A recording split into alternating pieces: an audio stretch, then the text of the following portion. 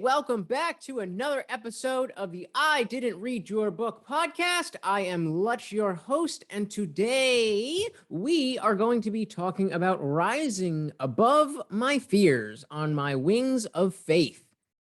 I Now Believe I Can Fly by Cecilia Hill. I don't really know what that means, to be honest with you.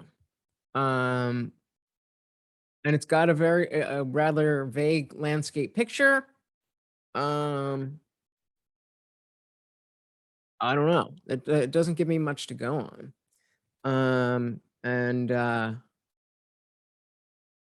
don't know if I would have gone with this, regardless of what it's about, if I'm being honest. But again, as we have found out virtually in every episode, the cover and the back of the book are wildly misleading. So that being said, let's jump right in and read the back of the book. Thank you for taking the time to read this book. I hope it was inspirational. I pray that you are now inspired to soar and reach your destiny. For other books or to schedule, this is all just contact information. So basically it just says, thank you for taking the time to read this book. I hope it was inspirational. I pray that you are now inspired to soar and reach your destiny. Soar and reach all your destiny is in all caps. I haven't read the book, so that's not a very good way to market the book. Now I am on Amazon, and there is a description. So I mean, technically this is called reading the back of the book, but I do want to have something to go off of. I don't want to just start this as like, well, I don't know what to do, so tell me what's up.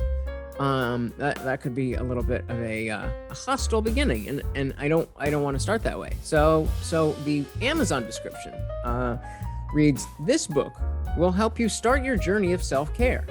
It will transform your thinking and get you back on track, discovering or rediscovering who you are and what your purpose and destiny is. This book will help bring healing to whatever area in your life. It is obvious that your aircraft has been grounded and you are having difficulty in lifting off. So let this book provide you with the zeal and strength to take control and be fueled up and lift off. Again, a little bit vague. I don't really know what it means. I'm wondering, I don't know, that doesn't really give me a good jumping off point. I don't want to come off too hot and just be like, too harsh and say that I don't really know what's going on. But I really don't. That's not of everything that we have done so far, that's been the least informative. The cover is very vague, the back is very vague, and even adding a description, which should be on the book. That's what should be on the book, if anything. Not thank you for reading the book. That should be inside the book at the end of the book once you have read the book. So I'm gonna have to ask about that. But I will come in. I don't want to. For all I know, this is an amazing book. That's the thing. That's what's frustrating, is that I don't know. So let's see what Cecilia has to say about that. Let's bring her in. All right, and welcome Cece Hill. And again, her book is Rising Above My Fears on My Wings of Faith. I Now Believe I Can Fly. How are you doing today, Cece? I'm doing wonderful. And you? Thank you so good. I'm great. Thank you so much for joining us on the platform. So we just finished reading the back of the book, and I've got to say, it was a beautiful little picture. You got a nice little landscape, and you've thanked the people who have read the book. But as somebody who hasn't, I didn't really get too much of what was in the book. Now, I did look up on, we were on Amazon, so it did have a little bit of a description, but if I may be frank, that was a little bit vague too. So now that we've got you right in front of us, why don't you give us a little breakdown of what exactly we can find in Rising Above My Fears on My Wings of Faith? Okay, basically, the book was created because of my fear of flying. And what had happened was that based on my job at that time, I was going to have to fly. And I had anxiety. I was trying to figure out how I can get around it. I was asking, can I possibly travel to Minneapolis, Minnesota? And I'm from the Washington, D.C. area. I was born and raised. And I wanted to go to Minneapolis, Minnesota on the train. And of course, my boss said, no, it will take you forever. And we need you to be at that location at a certain time. Mm. So And what line of work were you in, if, in general, if you don't at that hesitate? time, I was in the healthcare industry. Okay. I was in healthcare insurance, Mm. and it was a conference. And actually, I was going to speak there. So they was like, it's no way that we're going to let you travel on the train.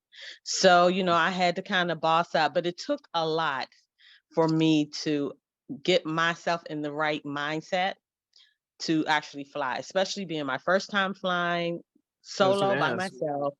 I found out it was a connection flight in Chicago O'Hara. I heard so many horror stories, and I'm just like, okay, I don't know if I can do this. And so it was just overcoming that fear and the steps I had to kind of take. And the book goes into that experience when I'm on the plane, well, first of all, me traveling through the actual airport and the connection and all of that. It talks about that. It kind of sets it up that way. But then it also goes into the different stages and basically how I realized that I can overcome my fear and I can fly. And what it did was that me really going deeper, I started to develop this book and realize the correlation between the butterfly and the eagle. And both of these are, well, the insect and then of course the bald eagle. Both are creatures of flight.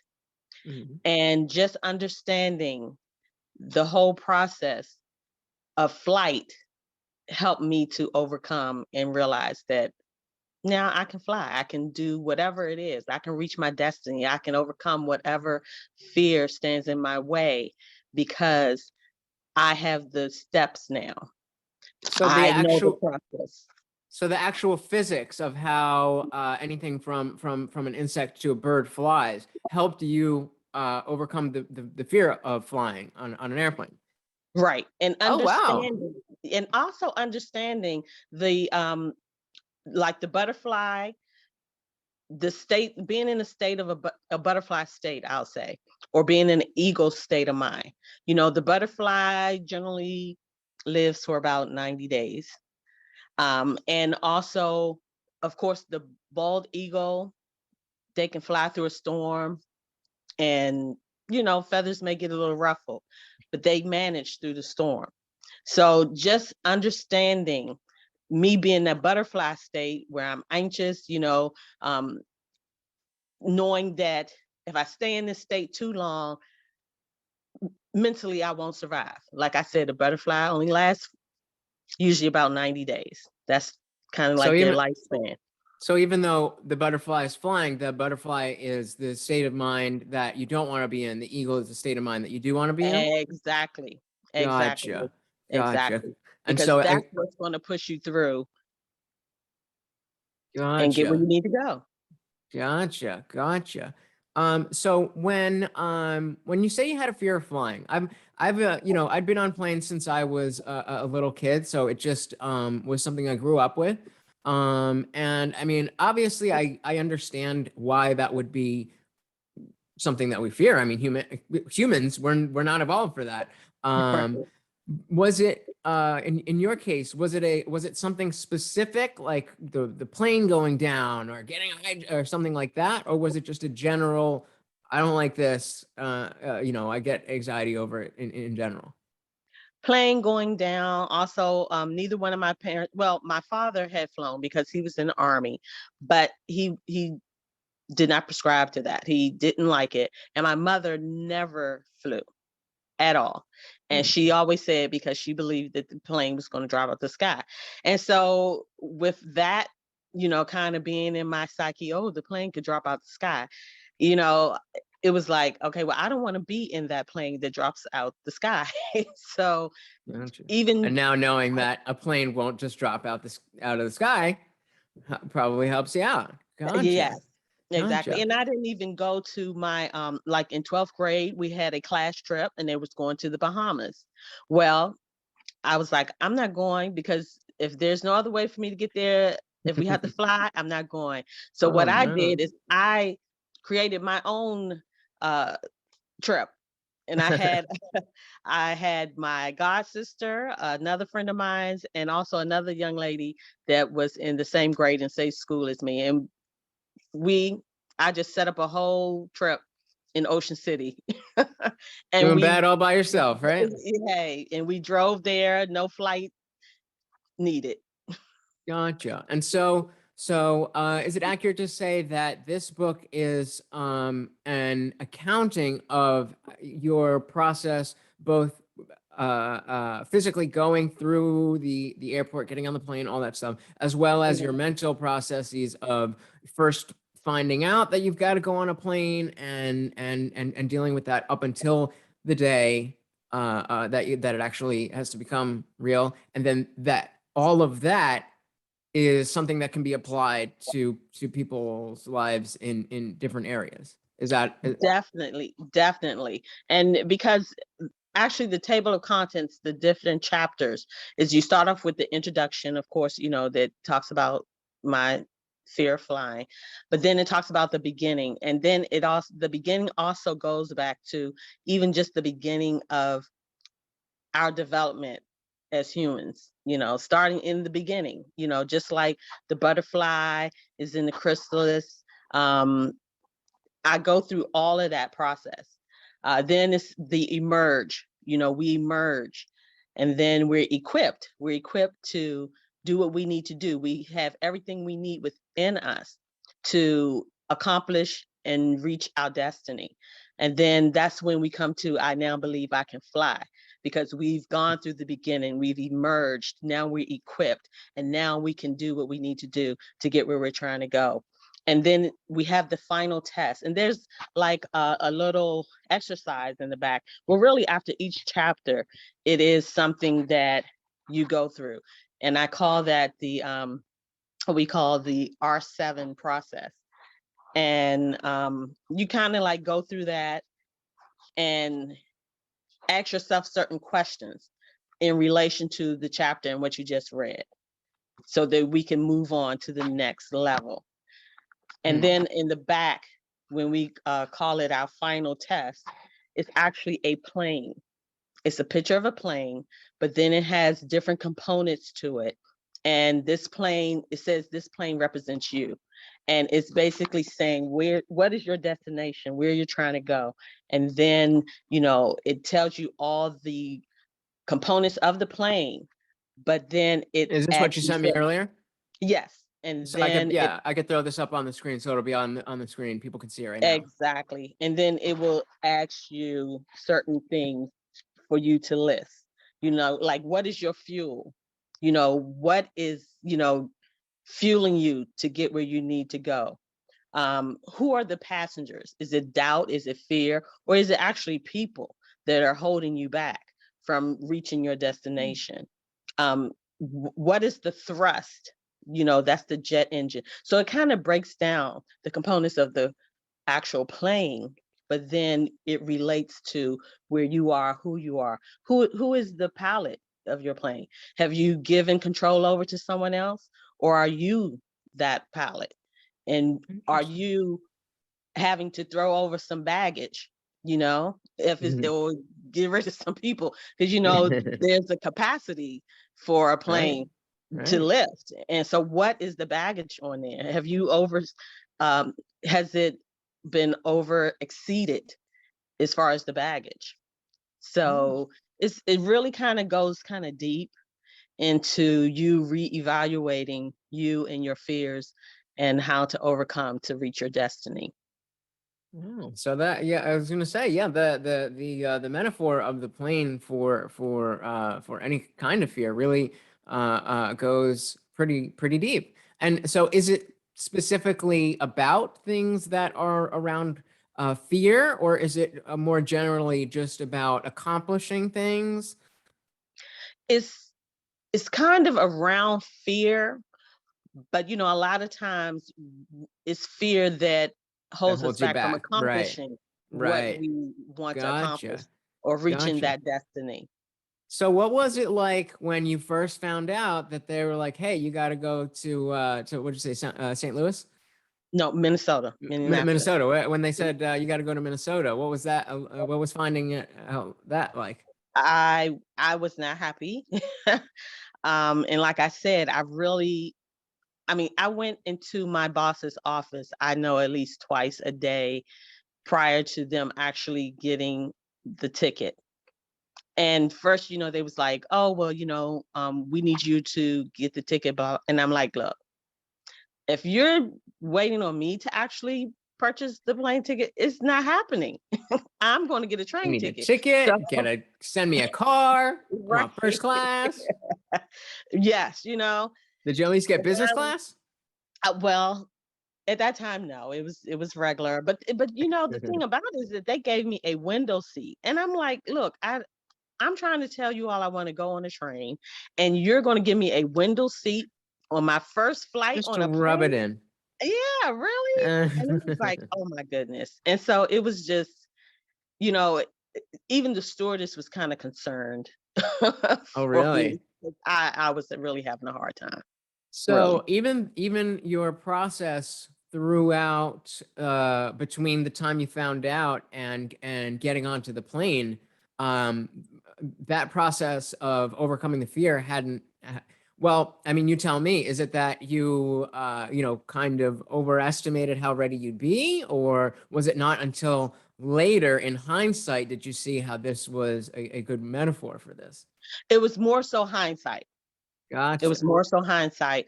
When I finally arrived to my destination, I actually had to like stay in the room and decompress and just figure out, yes, I made it. You are in the hotel, you know, and then I realized, oh no, I have to get back on the plane to get back home. So, you know, I kind of started getting a little anxious. Thank goodness it was a straight flight, you know, because I mean it's really a 2-hour flight from DC to Florida. And so, you know, I don't know what happened with the first flight that I had to get a connecting flight because that just Yeah, I was was, gonna say that's kind of you know, I was close. like, you know, am I really being tested here? You know, Chicago O'Hara, this huge airport. I don't know where I'm going, you know, and then to find out that the same stewardess that was on the plane that I was on initially was on the connecting plane. And then I'm Oh. looking like, why didn't you just take me with you? I had to run. And she was like, oh, I couldn't do that. I mean, Aw. I felt like Wilt Chamberlain. I'm running through the O'Hara airport with my rolling luggage, rolling over people's feet because I'm like, I'm going to miss my connecting flight. You know, I don't really know how this goes, but you're telling me I'm at this gate and I have to go way all the way somewhere else. And I really Mhm. don't know the process. And so it was just really, it was stressful, So, very much so. it was a harrowing experience at the time, but in hindsight, you realized how representative of other experiences and other fears and just other situations in life that it could actually be. And what made that click for you?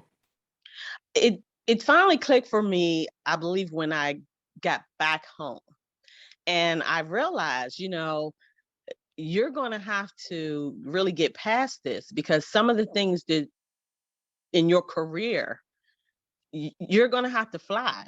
And you're not going to be able to just always walk into your boss's office and try to convince someone to let you travel on a train or an automobile or a ship. I mean, that's not going to happen. So you're really going to have to figure out how to get past this and overcome this. And so that's when it was like, okay, now I got to really sit down. In hindsight, I started just, writing this out to say, there's other fears and things that people go through that will hinder them from reaching their destination. And, that was a big thing for me because I was going to be delayed in getting where I was going to go if I was going to try another mode of transportation. And that's what sometimes we do in life. We delay where we're supposed to go and our purpose because of fear, anxiety, or some other path we're trying to take, which is not the right way to get there. Or if it's too comfortable, it's not the best thing for you, but it's comfortable, then you go with it. And so when you had this realization that you're back home, you're safe, it all went fine. And what do you do with that, and how does that become the book? Well,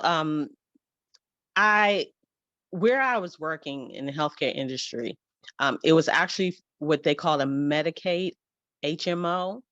And so we encountered a lot of low income individuals that were on our insurance. And so just working with them, trying to uplift them, realizing that so many of them were stunted and it was because of fear. A lot of them at that time, they had just passed that if you didn't look for a job, they were going to take you off the rolls. So a lot of them really became anxious because so many of them didn't have any, experience, and realizing at that time, well, let me try to help them get past these fears. We had even started what we call a support group to help them realize that their potential, that they can rise to the occasion. We also did what they call dress for success. I took one young lady out and told them, even though you have a what they call a meager income, we still can go thrifting and find you something, so you can have a good outfit for your interview. Presentable. Exactly. So, just from all of that and dealing with a lot of people in that arena, that's when I was like, okay, I think this can also help others as well as helping myself. Gotcha. And so I guess, was it, through doing this work, was it that you were telling this story of being on the plane and how you got over it and relating it to other people's issues and things like that, and just in telling it over and over and seeing how it resonated with people, and you're like, got something here. Yes. And also, I realized some people started asking me to come to their groups to share. And so what I did was I pulled out the plane and made it a whole workshop, and we went through that process. And one group in particular that I feel was very impactful, not just for them, but for me as well, was a breast cancer group in Richmond, Virginia. They asked me to come and actually share. And we went through that whole process. And so many came up afterwards and, gave me a hug and said, this was, of course, I haven't experienced breast cancer, but my god sister is very close to me, who is a physician. She did. And, just watching her go through certain things also helped me, because I also have a nonprofit called Women of Virtue. And through that experience with my god sister, even though she was a physician, I realized that she was having difficulty even paying for her medication. So I kind of honed in on that group as well. And, it was very helpful to them. A lot of them told me that. And some of them I'm still in contact with today. And that was over maybe 5, 6 years ago. Hmm. And how long ago was the the plain experience from the book, and how long ago did you actually publish the book? Okay, the book was published in 2009. This plain experience was, well, the first draft before I even actually published it was around 2007. That was the first draft of it. Mhm. And, and I was just kind of, doing it as to say, I've Just always wanted to write a book.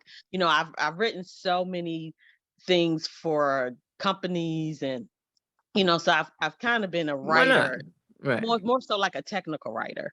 right, And so right. I said, well, let me do this. Take a Let me take a publish stab it. at it. Yeah, and Why so not? that exactly. And so that came about. And then through my organization, we also published a book, which was a compilation of many people contributing, calling the breast cancer experience in a nutshell. And we just had many people contribute, different um, poetry or a letter to someone, a loved one, or dedication to a loved one that passed on, or even to survivors. And some survivors actually contribute as well. And at that time, one of the oncologists, Dr. Manassa, contributed to that book. And we also have a book about stress, relieving stress, because that became one of our forefront uh, issues that we realized. Stress, I mean, even fear, anxiety, all of that is all melded together Yeah, and just is a stress. all those things that get in the way of you being who and where you want to be, right? Yes, Just definitely. so I guess it's using this plain metaphor is a way to I guess to continue the metaphor to reach your destination. Exactly. Exactly. And so since the have you written anything else since this book that you've published under your own name? I know you said you do a lot of Actually, technical. it was a reprint. A reprint was done probably about 4 years ago. A reprint was done. No, it might have been like 6 years ago. Yeah, a reprint was done. So other than that, I have some things kind of like sitting in the hopper, but I haven't really pushed forward because I also, a lot of things kind of stopped for me because I became my mother's caregiver, Mm, and she passed in 2019. I'm So sorry to now I'm hear. kind of like, thank you. I'm kind of like picking back up, That's and good. working through some things. But yes, a lot of things just halted because I became her caregiver. Is that potentially maybe another type of experience that you would be able to use and write about to at least turn a negative into something worthwhile? Definitely, I have started on that. I've actually have spoke on it Hmm. with several different people, and I'm finding out that a lot of people are calling me to kind of like help them through it. Even after uh passing, a loved one passing, they're calling, and I'm trying to encourage them. It's really, and like I tell them, I said, you have to take one day at a time, because it's really nothing you, you could say to a person when you lose someone that is so dear to their heart. Your Hmm. heart is broken. I'm not going to lie and say you will be the same, because you will not. You will have a new normal for certain. And you just have to, again, learn how to fly with a new plane. Hmm. You're trading in that other plane, because now it's a whole different plane that you are flying. and you just have to adjust. Yeah, that's always the time. I mean, there's nothing to say in those situations, and I've learned that it was, growing up, I never really had anybody too close to me, luckily enough, that passed away. And so I pretty much, it wasn't until I was 23 years old when my best friend in the world passed away. And so Okay. I went from not really ever experiencing a close death to experiencing the death of the closest person to me. And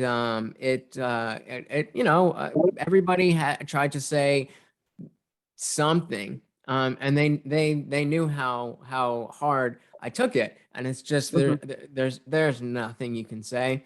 And No. so now when I unfortunately find myself in that position where someone else has lost something, I do my best to stay away from, like the cliche things, and Mhm. and and just acknowledge the reality of the situation as much as I can, and just like, hey, I know there's nothing that's going to make this better, but if you want to hang out, or if you want to talk about something completely different, something like that I Right. found just seems to be something different than, oh, I'm sorry, I'm here for you. And it's like that is, it's nice to hear, but when it doesn't help, and then you Right. have to then be polite to all of these people that are saying the same thing. Now it's an obligation on you to be like, Mhm. oh, well, thank you. And it's like, all right, well, can we just skip all of this? If you don't have any, like, did you bring Right. me food, or you're gonna make me laugh? Otherwise,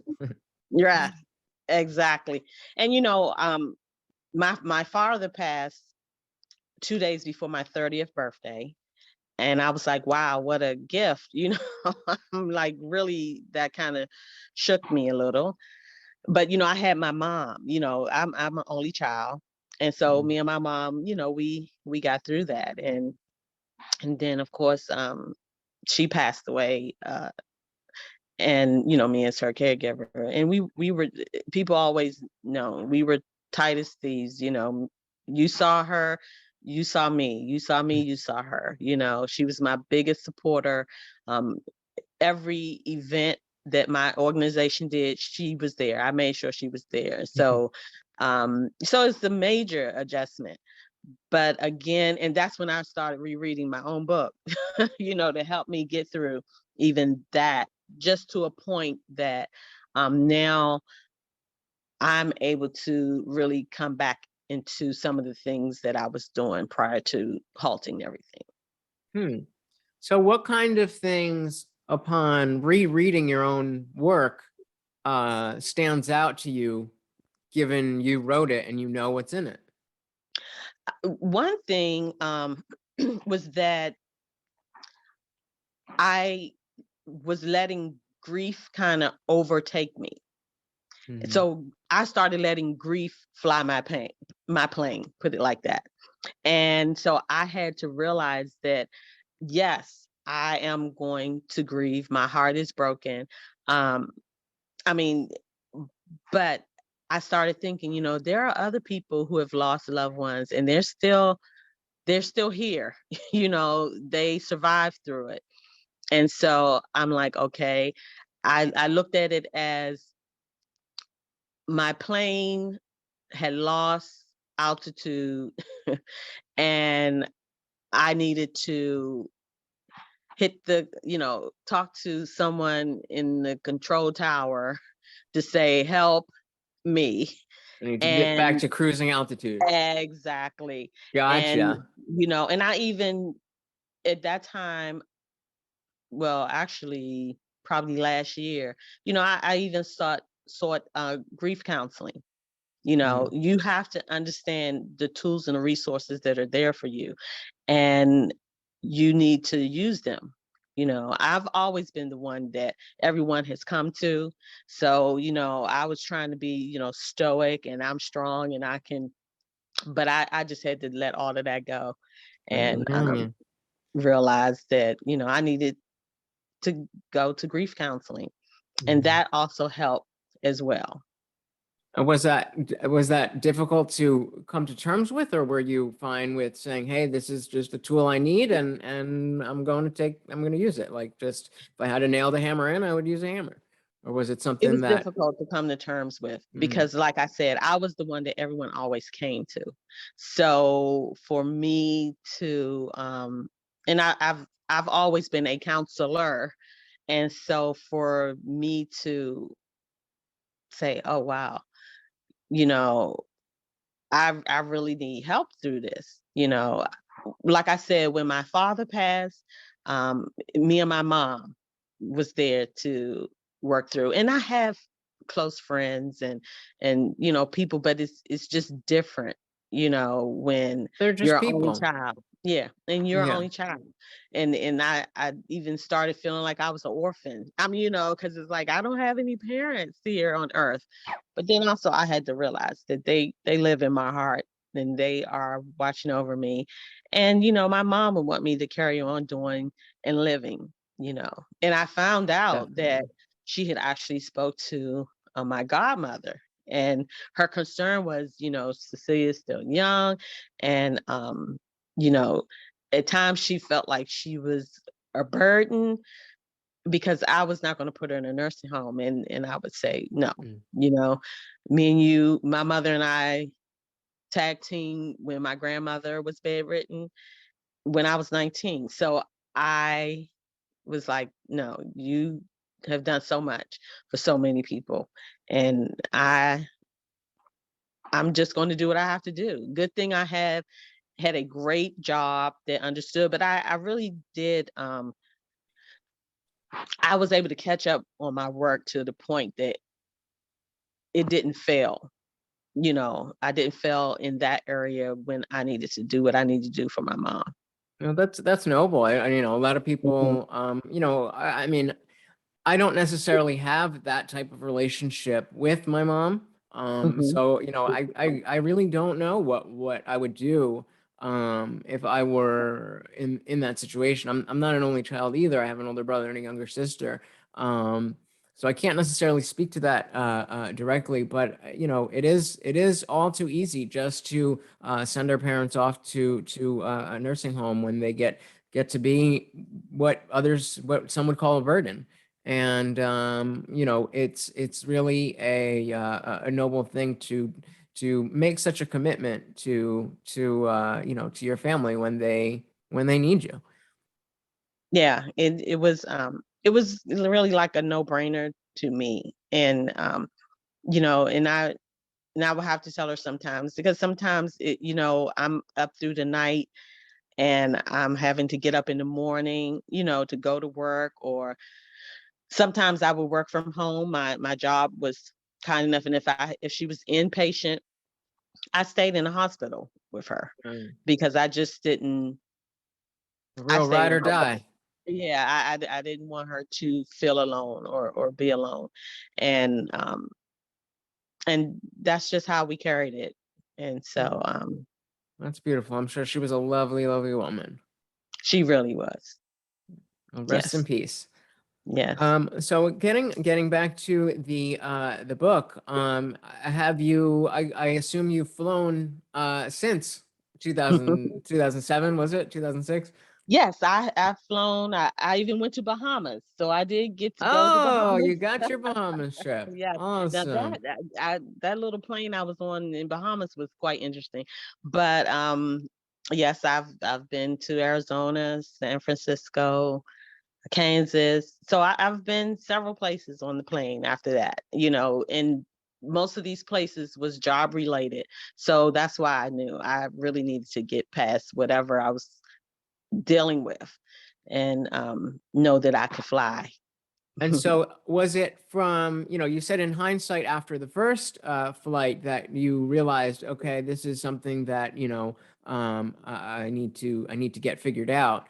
Was it, did it take a number of flights to be comfortable with it? Or did you really hunker down and, like you said, you were learning about the physics of it and how a butterfly flies versus how an eagle flies? And the weight distribution and things like that. did you just after this flight realize, okay, I need to get on this and dive in with both feet so that the next time you were good to go? Yes. Yes, definitely. And I even went on a few vacations where I could fly, not just to Bahamas. I went to Daytona. And the thing is too, growing up, my mother used to sponsor a lot of trips, but we always went on a bus, a charter bus. She sponsored a lot of trips. We went to Canada on a bus. We went to Florida on a bus. We went to New Jersey on a bus. So, Nice. it was definitely, in me that we're not flying. Wherever we go, if the bus can take us, we're on the bus. And so that's kind of like how I was raised. So that's why it was really difficult as far as, getting on this plane. No, so this thought process of how to take this fear and learn about it to overcome it was so effective that it wasn't just like, okay, I'm good for the next time I have to fly, and then I'm not, I'm a little bit more comfortable now than on the second flight than I was on the first flight, but I still don't like it, and then hopefully they won't ask me to fly again. It wasn't like that. You were like, let's go here, let's go there, let's do it. Now I got it. We're good to go. Yes, now I got it. Wow. I'm okay with it. So let's do it. And is that what people can expect from what whatever it is that bringing them to the book, to have such Definitely. a drastic change of heart and mind? Definitely, definitely, especially when you get to the end of the book and you do that test, because it's not just about like we're discussing, it's not just about the flight, getting on the plane, but it's just Mhm. about life, in any situation. I mean, you can see uh just plugging in certain things on that plane that you may be in a relationship that's the baggage that you need to throw off the plane, Mhm. and it goes through what each line represents, what you need to think about before you write on that line. And, it takes you through a lot of different things that you're like, oh, wow. Yeah, I didn't think of that. So, yeah. So if what I'm curious if it's so drastic, how it's not something that's been incorporated more into just the general I don't know, the general zeitgeist of how people tackle fears and other barriers to their success. Why do you think that is? I think sometimes doing self evaluation, a lot of times we just don't do it. We're not taught to just stop and think and really evaluate where we are, where we're trying to go. Hmm. Sometimes you go to these different, sometimes you go to these workshops and you're like, oh, okay, yeah, and even for a New Year's resolution, that's supposed to be something that you're saying, okay, this is what I'm going to do, and you write your goals, and then a lot of times you just fall off. Well, Hmm. I think this book actually helps you because you can keep referring back to it. And you're playing the things that you note on these lines. It's going to change, as you grow, and you're going to realize that okay, now I'm in this place, and so now I need to adjust this, or like just like they come out with new planes, ever so often, then you have to switch up your plane and what you're carrying on it. So it's that type of process that I think that will definitely help people realize their destination, their purpose, but also keep them aware of things that's ever changing. Hmm. I mean, I ask I ask if it's this drastic because it's not. I mean, I definitely agree that there are people who are not aware of asking themselves these questions, and they're not trying to find solutions, and like to use your example that you would just use the bus and not worry about your fear of flying. But there is a very big market for self-help and people who are actively seeking out what exactly what it is that you're talking about. And I mean, I haven't personally dove too deeply into that world, but from what I understand, most of the messaging really is centered around I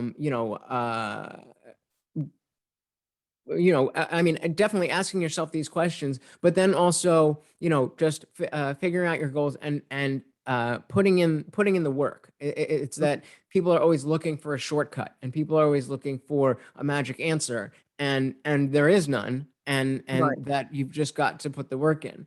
And so I'm wondering what is it about your story or your metaphor or the plane that is so drastic, that or can give people results that are so drastic. Well, it is definitely putting in the work. And like I said, you really have to, the questions that are asked when you're filling out your plane is questions that it's a lot of food for thought that you have to really dig into. Hmm. It's not something that it's like a fly by night type of answer. You just, say it off the cuff. You really have to sit and think.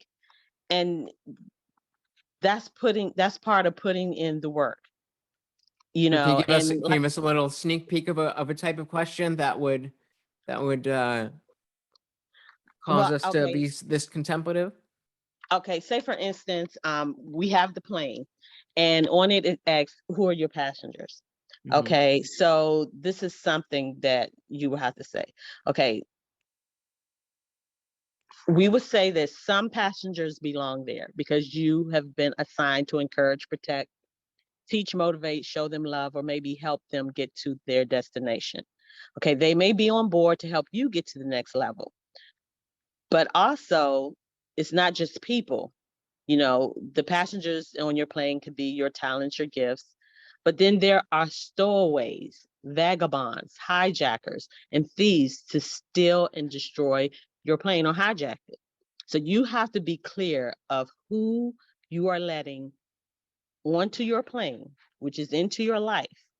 And also, not just who as far as people, but what. Are you letting fear? Are you letting anxiety? Are you letting procrastination? What is it? What are these passengers that you have to evaluate to determine if they are helping or hindering? So it's a whole gamut of things that you have to really delve into and think about. So And just sorry, go ahead. and then it says write it down. So there's a place for you to write everything down. The pilot. We know the pilot is the person that's actually you know driving the plane, okay, flying the plane. And but also there's a control tower. So who are you talking to? Who has helped feeding you? When you're in trouble, when they call in Mayday, they're talking to the control tower. So who is that control tower? Who are the people around you that when you Mm. call Mayday, that they are actually speaking something that is positive or can assist you rather than help you, dive down, you know. So I get that, these are representative things of like different support systems or people or things in your life that are benefits or detracting from your success. Hmm. So like how do I tell the difference between like who's a good passenger versus who's not a good passenger versus who's a stowaway versus what isn't a person that could be considered a passenger but might be considered baggage or I mean, I'm sure you go into this in the book, but Hmm. Well, because this test is at the end, you've already gone through the book and it kind of helps you break down how to identify the people. So what's the, so And let's get a more specific question, I guess, would be what's the difference between a passenger and a stowaway in this metaphor? okay, well, a stowaway can be a passenger, but you're just not aware, because stowaways hide, Mhm. and so Yeah. that's when you have to kind of really dig and see, is there someone that is here, or something that is here that I'm just not recognizing, or I'm not admitting that they're there, or this And thing is part of what's hindering me, because sometimes we in denial sometimes about a yeah, lot of things, yeah. and we in denial about how people are, and or what we're thinking and what we're doing. And So so, mhm. So is I guess I'm just trying to get a little bit clearer of a picture of how this plays out. I mean, again, I understand in general that the plane is a metaphor for our journey and to our destination. But I'm again, just to use the specific passenger stowaway. You also said that passengers don't necessarily have to be people. So, how would I know if something that's not a person is a passenger, and I should be judging it based on is it a good passenger, is it a stowaway, versus is it baggage, and how does that how do those things differ in the metaphor? Okay, well, it differs because you're going to evaluate people as well as things, emotions, or things that you Because like do. yeah, because like you mentioned, skills or talents. Right, So your skills or talents. Are have you grabbed hold of them and made sure that they are here on this plane to help you get where you go? You have to be skilled as a pilot to fly the plane. So, have you grabbed hold to those gifts or talents? Have you recognized them? Have you said, okay, these are good things that I need to hone, that I need to build on? Or are you letting procrastination be that passenger where you're not even trying to do what you need to do? You know what you need to do, but you're procrastinating. Or do you have what they call analysis paralysis, where you are just there, So it's so many things that you have to evaluate, that you're like, okay, yeah, this is not helping me. This is not helping me get to mhm. my destination. This is something that I just need to get rid of, Yeah. and even a and person, And are just for they anybody really? who yeah, just for Mhm. anybody who's not familiar, I'm all too familiar with paralysis by analysis. Is when you're just overthinking everything and you just don't do anything because you're like, Exactly. should I do this? Should I do that? Should I do this? Should I do that? Right. So very interesting. And some people just taxi. They just taxi on the runway and never take off. You know, so it's just a lot of things, because, like I said, through the book, you are evaluating. Even some of the words I have defined in the back of the book, so you can be clear on what it is that you are trying to get from the book, what it is that you need to analyze, what it is that you need to actually assess. And like I said, after each chapter, uh, we do what we call the 7 R's, and that's you're going to reflect. You're going to reflect on the chapter, what was just read. You're going to recognize and accept what you pulled from it. Then you're going to reject whatever is not of goodwill towards you. Whatever it is that you've discovered from this reading this paragraph, you're going to reject what's not good for you. Then you're going to reinsure your mind and spirit and soul that whatever you rejected, whatever you recognize, that whether you had to throw it away or keep it, that is what needed. Mm, Okay, it need to happen. Then you're going to receive and reclaim everything that you felt that was taken by someone else, because based on that chapter, you will understand why we're going through this R7 process. Then then you're going to rejoice. See, when you go through a process, especially when you're working through something, you're trying to recognize what is good, what is bad, what you need to get rid of, what you need to keep. You have to reassure yourself that you are on the right path. This is something that I need to do. This is what needs to happen. Then you receive it wholeheartedly to say, okay, let me keep pushing. I can do this. Then you have to be happy about it. And now you are revived. You're revived to the point that now you can press on and you can go to the next chapter. And you're going to do the same process after each chapter, because it's a lot of things in that chapter for you to be like, oh, wow. I mean, you're kind of, it's the work, and you'll be referring back to the book. You will be Gotcha. referring back to the book So because it sounds like it's definitely not either a textbook or a novel. But it sounds like it would be closer to what would be a textbook of a step-by-step guide of how to approach your whether it's your fears or whatever else. But through your metaphor, it's more again of a step-by-step guide how to break this down, plug in these variables, and this is how this works, and that's how that works. Is that am I accurate in saying that? exactly. Interesting. And it also kind of, I mean, when I told you about the different chapters and when I said the beginning, it takes you back to the beginning. What may have affected you when you was even born, you know, that can cause or hinder you even now reaching your destination. Like I said, it is a book.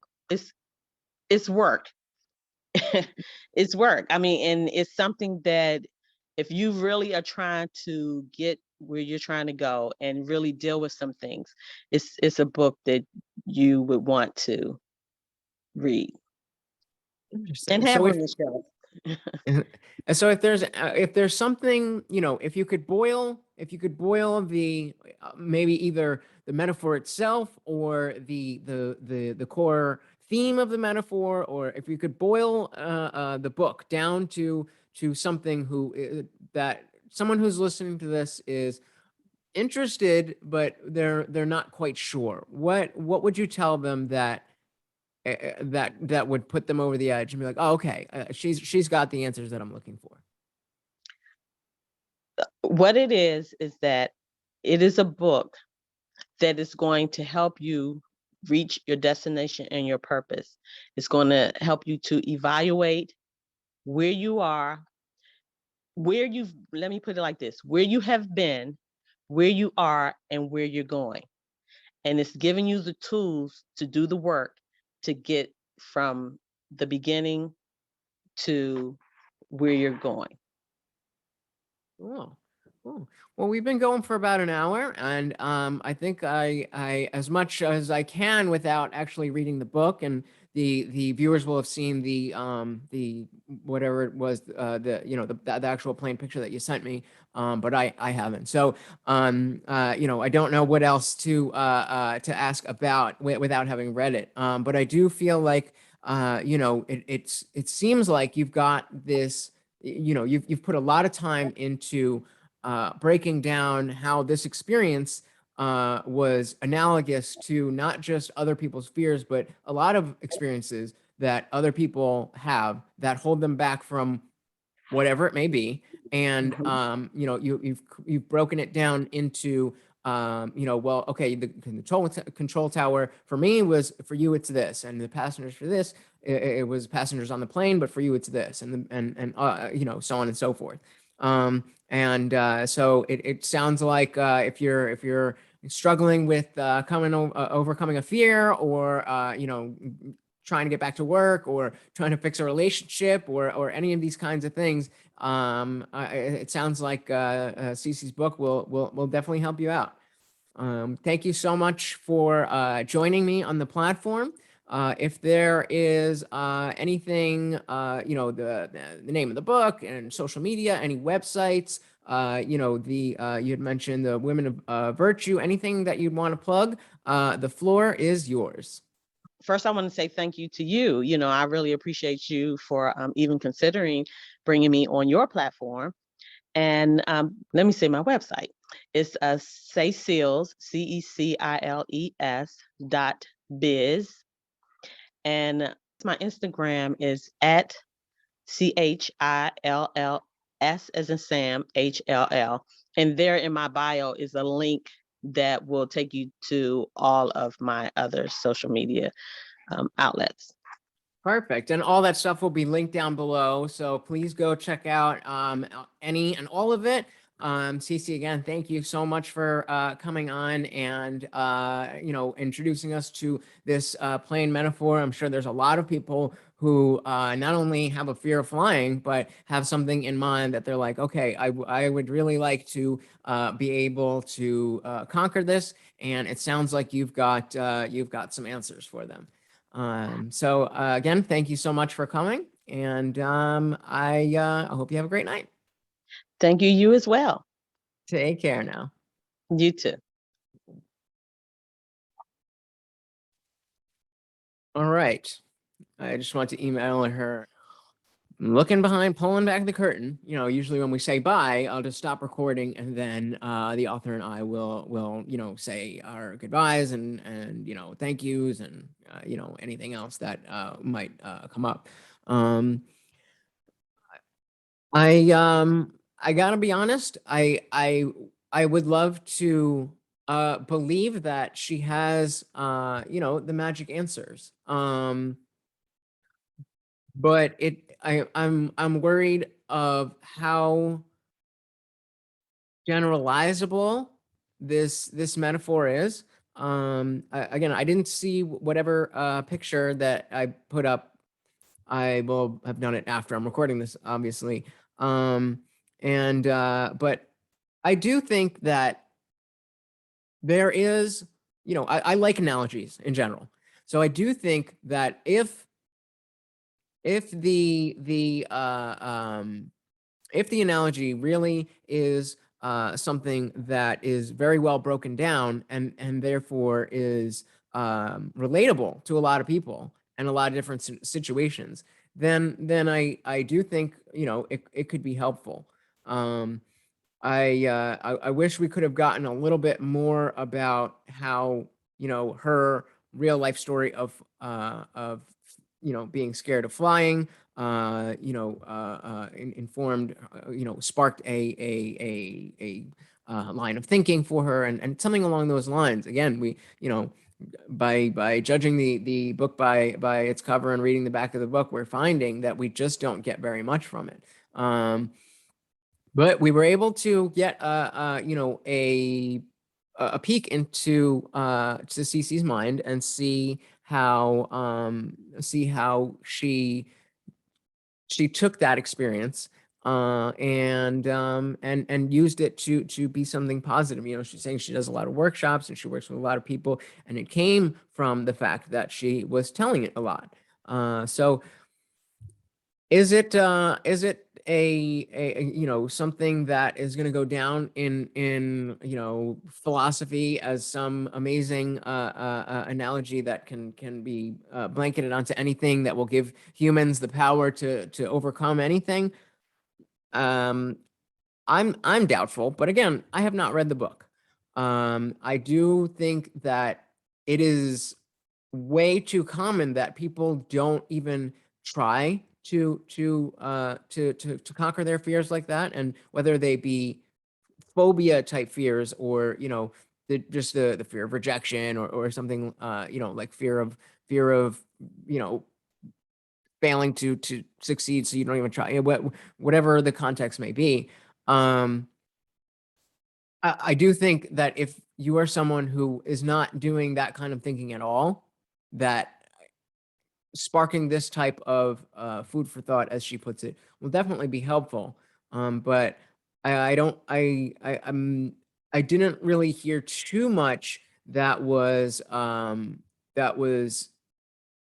very different than a lot of other self-help that I've heard before. And that doesn't mean it's not good. I was really hoping to pull out something that I could hang on to without reading the book. I mean, I feel like if the analogy is so well thought out and so easily relatable, then you should be able to take any example and say, well, okay, in this example, the passengers are this, and the baggage is that, and the thrust is that, and the pilot is this, and you're the co or whatever it is. I'm not so sure that I'm clear on that. And so it does, it seems like you will, in fact, have to read through the entire book in order to understand this. And it sounds like she has gotten a lot of this worked out really well. But that being able to articulate and communicate what is in this book, I think is a very important part of what we're doing here specifically, as well as selling your book in general. I don't want to uh, I don't want to just sugarcoat what I don't want to sugarcoat my thoughts. I want this platform to be open and honest. And but again, it's the fact is I haven't read the book, so I don't know what I'm talking about. And so all I have to go on is this conversation. And so if you, I guess the public service announcement would be, if you have this work, this published work that is so helpful to people, then you need to find a way to get that message out in a much more concise way, so that you can bring people in.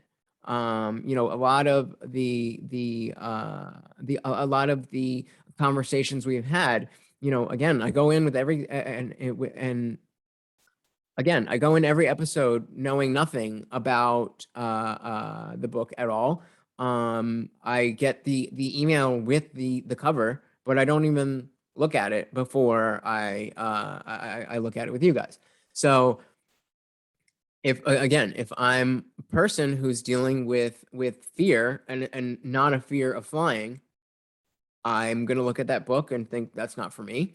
Um, even if I am a person who has a fear of flying and is specifically looking for something to help me with that, I don't know that there's anything in that cover that I would go to. Now, definitely, she sounds like an amazing person to talk to if you have a fear of flying or a specific fear like that. And it sounds like this analogy can be definitely very helpful in specifically to phobias like that. But I would love to hear if any of you have read it, how well it translates to other situations in life. And I would love to hear that it is super relatable, and that this plane analogy is something that I need to learn about so that I can start applying it to different things in my life. I would love to hear that. So please let me know what you think. Are you going to read it? If you have read it, what did you think? What did you think of Cece? What did you think of her experience and her ideas? I want to thank her once again for coming on the platform. Thank you guys for watching another episode of I Didn't Read Your Book. Again, I am your host, Lutch. You can find me on Instagram or Twitter at idrybLutch. That's IDRYBLUTCH. And if you are interested in coming on the platform and talking about your work, you can email idrybLutch@gmail.com. I'm taking all comers as of now. We are definitely looking to build the platform into something that has on esteemed authors and people that you're not here for me and what I have to say, and you're here for them. That's what I would like to build this into. Of course, again, not to say anything against any of the authors that we've had so far. They've all been great conversations, and I'm and I haven't read their work, but from the sound of the conversations, it sounds like they all have great books. But of course, when the YouTube game, the content creation game, just that's just not enough. And so we are looking to grow and expand, do other shows, do other types of content. So please make sure you like the video, comment to help the algorithm, ring the bell so you don't miss anything. Even if the podcast isn't specifically for you, there's new and other stuff coming out all the time. I'm going to be looking back at some of my last podcast and picking out little things where I might have an opinion that either, I had an opinion that was that has changed completely, or an opinion from years ago that maybe I went through a whole bunch of stuff and flip-flopped, and now I don't know. Lots of stuff coming. So subscribe, hit the bell, all that good stuff. Make sure you follow me. Thank you for tuning in to another episode. And this was Rising Above My Fears on My Wings of Faith. I Now Believe I Can Fly by Cecilia Hill. And we will see you next time. Peace.